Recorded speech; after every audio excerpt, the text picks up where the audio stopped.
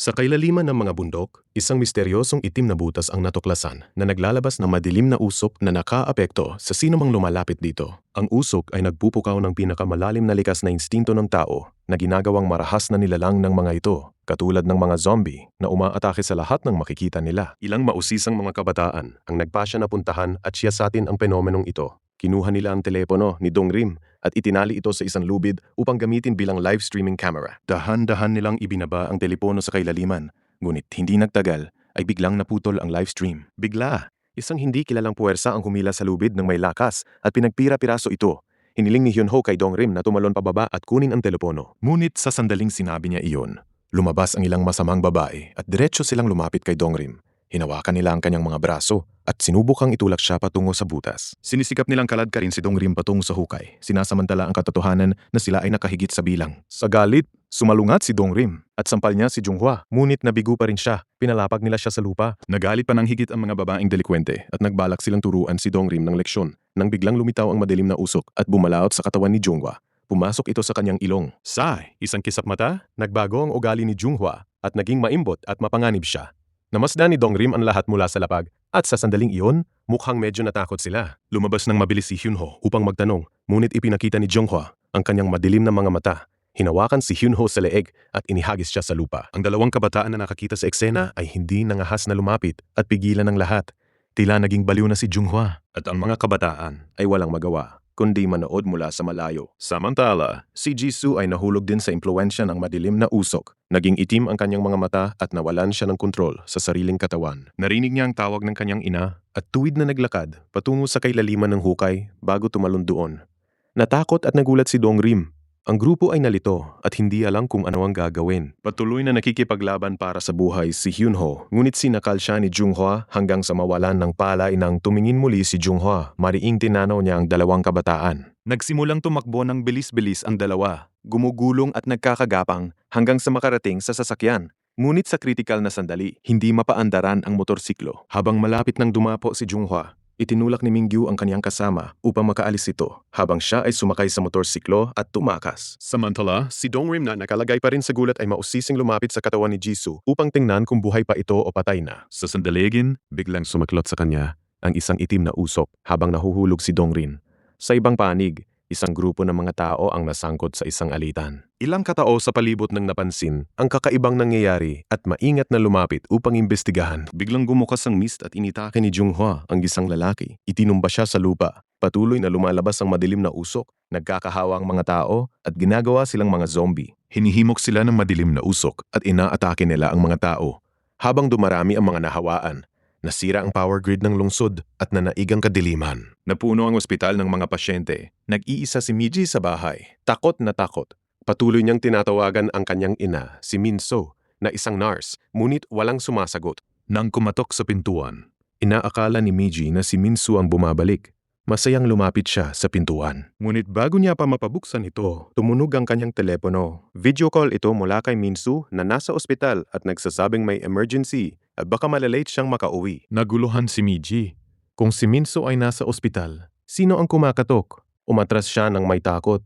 Sa kabilang dako, hindi alam ni Minso ang nangyayari at patuloy siyang nagtatanong. Bigla, nabasag ang salamin ng pintuan at isang babaeng hindi niya kilala ang pumasok sa loob ng bahay. Takot na takot, tumalikod si Miji at tumakbo. Nakita ni Minso sa pamamagitan ng telepono ang isang babaeng may madilim na mga mata na pumasok sa bahay. Nag-aalala ng lubos si Minso. Inihiga ang kanyang trabaho at nagmamadaling tumungo sa pasukan ng ospital. Ngunit isang lalaking puno ng mga sugat ang humarang sa kanya. Sinubukan ng lalaking atakehin si Minso. Ngunit mapalad ay dumating si Hwasun, isang pulis, sa tamang oras at pinangasiwaan ng lalaki. Agad na humingi ng tulong si Minso kay Hwasun at nagmamadali silang nagmaneho upang iligtas si Miji.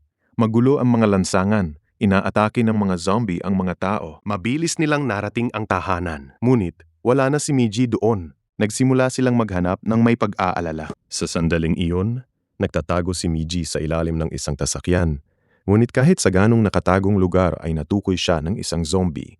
Halos mahawakan na siya nang sumigaw siya ng may takot. Narinig ni Minso ang boses ng kanyang anak at lumingon sa bintana. Nakita niya si Miji na gumagapang palabas mula sa ilalim ng sasakyan at tumakbong wala sa paningin. Agad na lumabas si Minso upang sundan ang bakas ng kanyang anak at madaling nahanap si Miji. Ngunit sa sandaling magkasama na sila, isang babaeng zombie ang humarang sa kanilang pagtakas. Lumabas na ang katotohanan. Ang babaeng zombie ay nagkamali kay Miji at akala niya ay ang kanyang sariling anak. Sa kritikal na sandali, isang sasakyan ang bumagsak sa babaeng zombie at inabante ito. Si Hwa-sun pala. Dumating siya upang iligtas sila. Sinamantala ni Min-soo ang pagkakataon at mabilis na binuksan ang takba ng sasakyan para makapasok si Miji. Ngunit ang babaeng zombie na muling gumangon ay pumitas ng isang piraso ng salamin mula sa lupa at marahas na sinaksak si Min-soo. Sagatan si Min-soo at wala siyang pagpipilian kundi mabilis na isara ang takba. Nakita ito ni Hwa-sun at sinubukan niyang lumabas ng sasakyan upang tumulong, ngunit nakulangan ng pintuan. Agad na tinukoy ng babaeng zombie si Miji. Kahit may sakit, hinawakan ni Min-soo ang zombie at nakipaglaban dito. Si Hwa-sun sa loob ng sasakyan ay may hawak na baril, ngunit hindi makakita ng pagkakataon para barilin ng zombie. Pinahintulutan ni Min-soo si Hwa-sun na dalhin si Miji at umalis. Ayaw ni Hwa-sun na iwan si Min-soo, ngunit lalo pang naging mapanganib ang sitwasyon habang lumalapit ang madilim na usok at isang kawan ng mga zombie. Patuloy na nakikipaglaban si Min-soo sa babaeng zombie na mamanhik kay Hwa-sun na tumakas. Sa harap ng lahat ng ito, hindi mapigilan si Miji sa pag-iyak. Nang makita ni Hwa-sun na maraming zombie ang paparating na, kailangan magtayo siya at umalis ng may Miji sa tamang oras. Ito na rin ang huling paalam ng ina at anak. Tinamaan ang sasakyan ng babaeng zombie na sumusundan. Kalatang lansangan, nagnanabaling mga sasakyan, mga taong tumatakbo, maliliit na batang umiiyak. Nalungkot at nanghina si Hwa-sun habang tinitingnan ang apocalyptic na eksena sa paligid. Bago pa makabawi si Hwa-sun, nagkaroon ng aksidente sa isang interseksyon at bumagsak ang sasakyan sa gilid ng daan.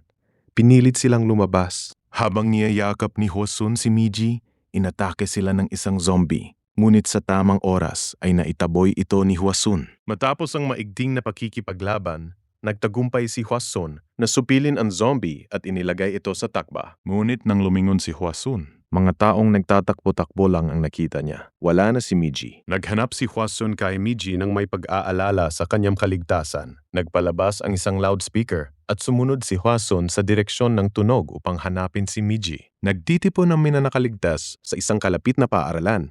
Ngunit walang tigil na sinusundan sila ng mga zombie. Nakasarado ang mga pintuan ng paaralan at nililiblib ng mga zombie ang karamihan na nagdulot ng kaguluhan. Wala na silang pagpipilian, kundi umakyat sa bakod. Nasugatan sa paa ang isang babae at hinimok ng kanyang ama ang kanyang nakatatandang kapatid na tumakbo. Nabasag ng mga zombie ang mga pintuan at walang magawa ang babae kundi panoorin sa pag-iyak ang pagkamatay ng kanyang ama at kapatid sa kamay ng mga zombie. Nakarating ang babae sa pasukan ng isang gusali at nakita siya ni Tahin, isa sa kanyang mga guro. Sinubukan niyang buksan ang pintuan, ngunit pinigilan siya ng isang matandang lalaki sa loob. Samantala, nahabol ng mga zombie ang babae at itinumba siya sa lupa. Ang mga nakaligtas ay nanatiling alerto. Nahanap ni Hwa-sun si Miji doon at tumating din si Ming-gyu at Dong-rim na nakalasot sa isang sasakyan.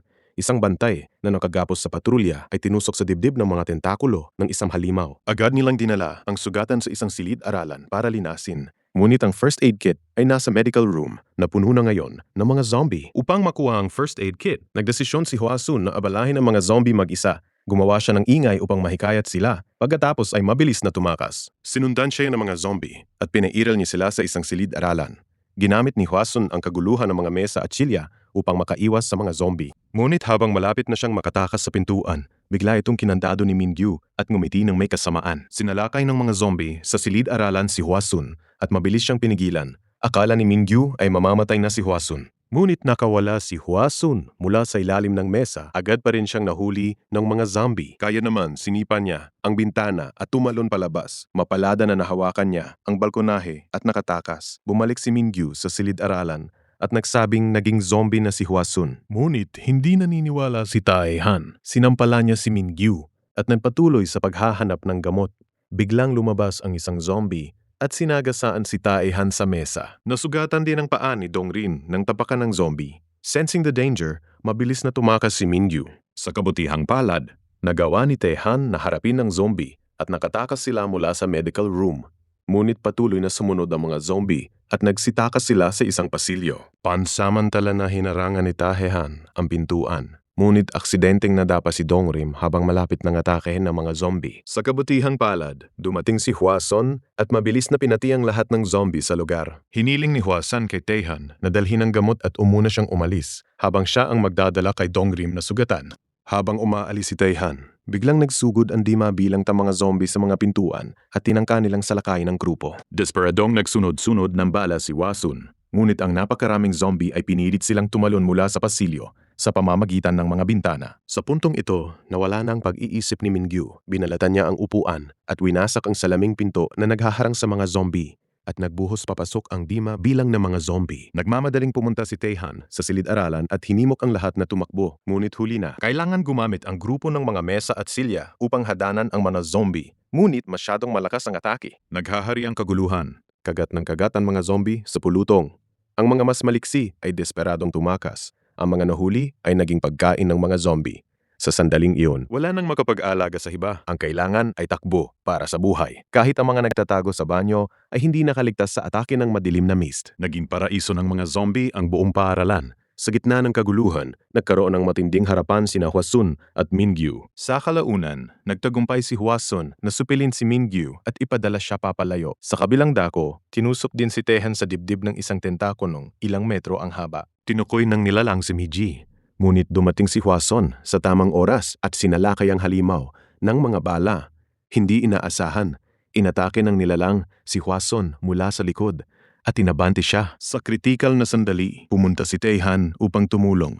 Ngunit pinagpala siya ng halimaw at ibinaba sa lupa. Hindi nila namamalayan na si Dongrim na nalanghap ng madilim na mist sa hukay ay ganap na naging produna sa halimaw. Tinanong ni Hwasun ang halimaw kung ano ang ginawa nito kay Dongrim. At sinagot ng halimaw na ginawa nito iyon upang paghigantihan ang kanyang mga kaklase na nangbuli sa kanya. Tinanggap ni Dongrim ang halimaw sa kanyang katawan. Nais niyang parusahan ang lahat. Habang nagtatalo sila, muling nakipaglaban si Taehan. Ngunit naging talo pa rin siya. Malapit nang patayin ng halimaw si Taehan nang subukan ni Hwasun na gisingin si Dongrim na nawala na ang isip sa halimaw. Ngunit ang nabagong Dongrin Kin ay may natitirang kamalayan ng tao sa kanyang puso. Hindi niya pinatay si Taehan. Lumikaw si Dongrim at umalis. Hindi doon natatapos ang lahat. Nagdesisyon silang gumamit ng nitrogen agent upang palabnawin at sirain ang halimaw. Pumunta si Taehan sa control room habang si Hwasun at ang isang kapulisan ay nag-akit sa halimaw. Hindi inaasahan, walang tigil na mga zombie ang inatake si Taehan. Sa critical na sandali, binaril ni Taehan at pinasabog ang isang gas canister na nagsunog ng mga zombie sa isang iglap.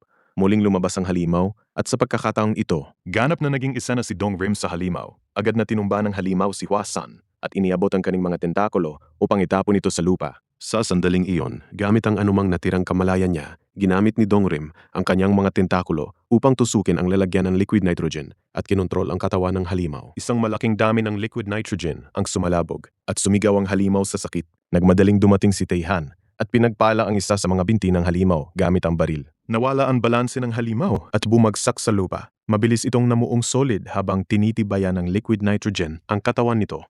Sinabi ni Hwasun kay Dongrim na lumayo mula sa halimaw, ngunit hindi makawala si Dongrim.